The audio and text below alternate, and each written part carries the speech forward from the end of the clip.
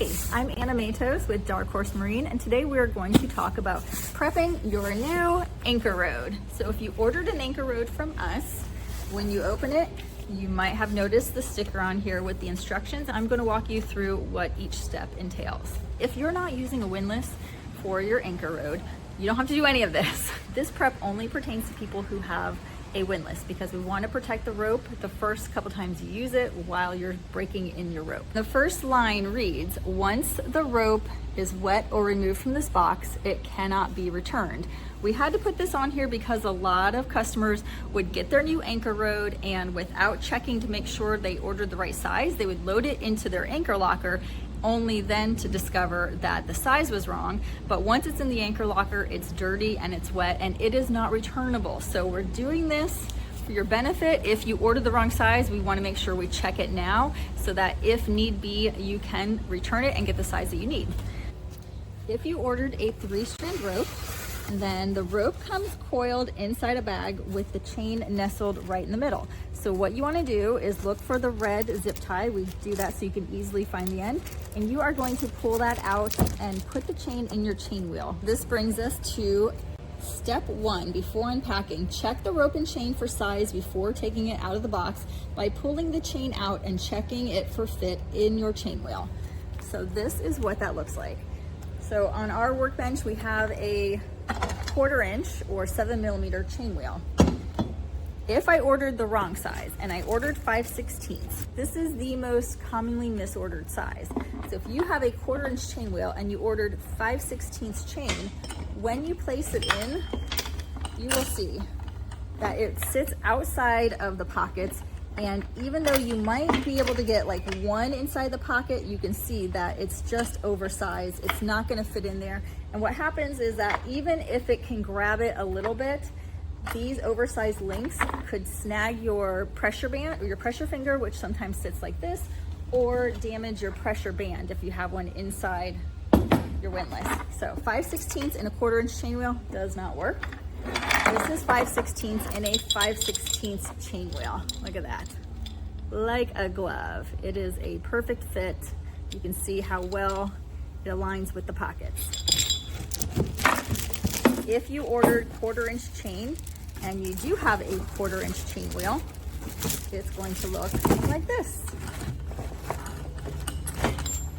You see the same thing where it's literally made to fit this size chain.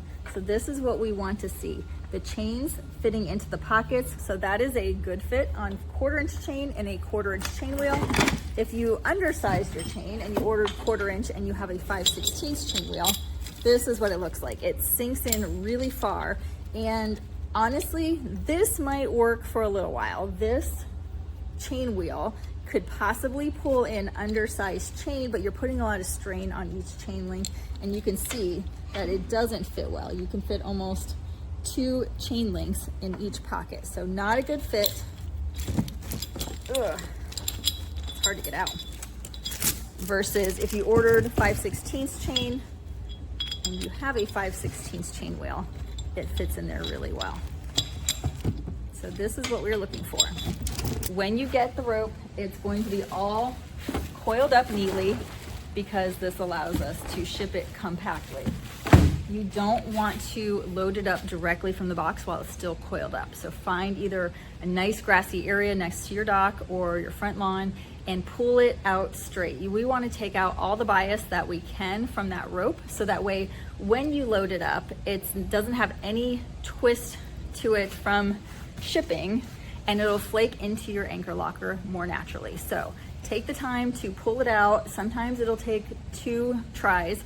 If you're pulling it in and you can still feel that the rope has some twist to it and you can't just massage it out as you go, just go ahead and stretch it out one more time and then pull it into a pile, making sure that it has no twist or bias to it this time. That brings us to the next step.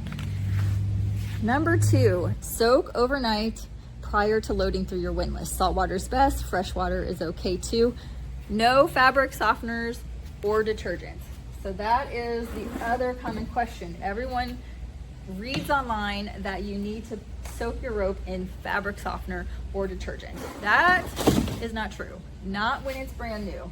Save the fabric softener and the detergent for when your rope gets really stiff and you want to loosen it up, that's fine. But right now we are going for plain water. Salt water or fresh water doesn't really matter so much in terms of 3-strand rope. What we're trying to do is plump up the rope. And let me show you why. When rope is manufactured, they know that it's going to be used in the water, and once the rope gets wet, it will swell. So right now, this is slightly undersized because once you use it, this is used rope that got dropped off for a resplice, and I can show you. He actually thought that he had 3/4 inch rope because it swells a lot, and as you use it, it gets a little bit more beat up and it continues to swell.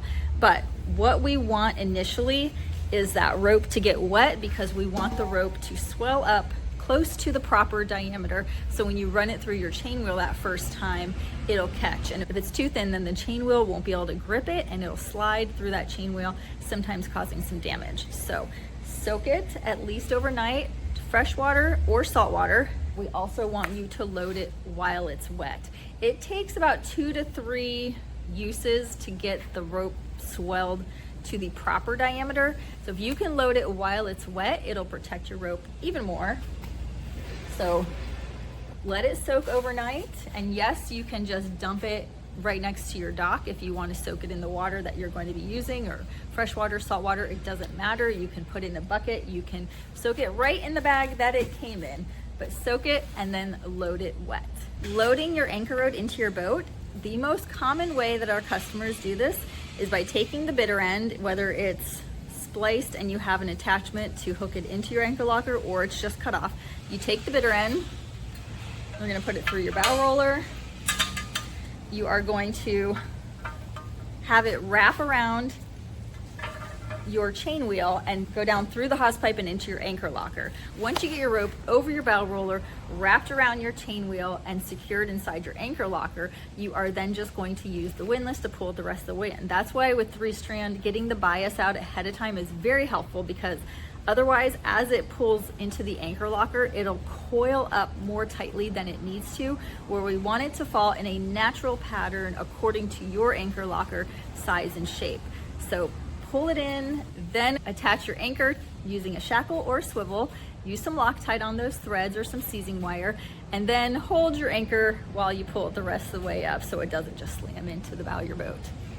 Those are all of the steps that we recommend for checking for size, prepping your anchor rope, and loading your anchor rope into your anchor locker for the first time. If you have any questions, please drop them below.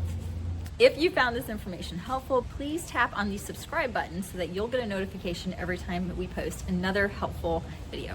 Thank you.